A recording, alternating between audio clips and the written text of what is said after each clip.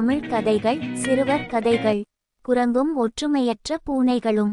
ஒரு நாள் 2 பூனைகள் சேர்ந்து ஒரு வீட்டில் ஒரு அப்பத்தை எடுத்தது. அந்த அப்பத்தை இரண்டாக பிரிக்கும் போது ஒரு பூனை, அப்பம் சரி சமமாக பிரிக்கப்பட வேண்டும் என்று மற்ற பூனையுடன் சண்டையிட ஆரம்பித்தது. பின் யாரிடமாவது சென்று அப்பத்தை பங்கிடுவோம் என்று தீர்மானித்தன. அதனால் 2 பூனைகளும் அப்பத்தை பங்கு பிரிப்பதற்காக ஒரு குரங்கிடம் சென்றன.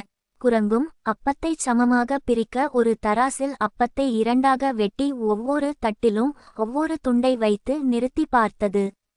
தராசின் ஒரு தட்டு கீழே தாழ்ந்தது. அப்பொழுது குரங்கு அந்த தட்டில் இருந்த அப்பத்துண்டை எடுத்து ஒரு கடி கடித்துவிட்டு மீதியை தட்டில் போட்டது. இப்பொழுது மற்ற தட்டு கீழே தாழ்ந்தது. அந்த தட்டிலிருந்த அப்பத்தையும் குரங்கு எடுத்து கடித்துவிட்டு தட்டில் போட்டது. இப்படியே தட்டுகள் மாறி மாறி தாழ்ந்தன.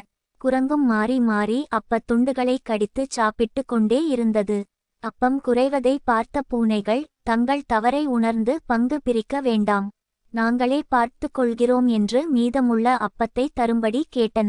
ஆனால் குரங்கு மீதமுள்ள அப்பம் தான் இதுவரை செய்த வேலைக்கு கூலி என்று சொல்லிவிட்டு அதையும் வாயில் போட்டுக்கொண்டது.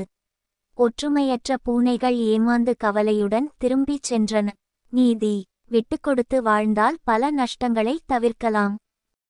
இன்னும் நீங்கள் சப்ஸ்கிரைப் செய்யவில்லை என்றால் இப்போதே லைக் மற்றும் சப்ஸ்கிரைப் செய்து மறக்காமல் பெல் பட்டனை ஆன் செய்யுமாறு கேட்டுக்கொள்கிறேன்.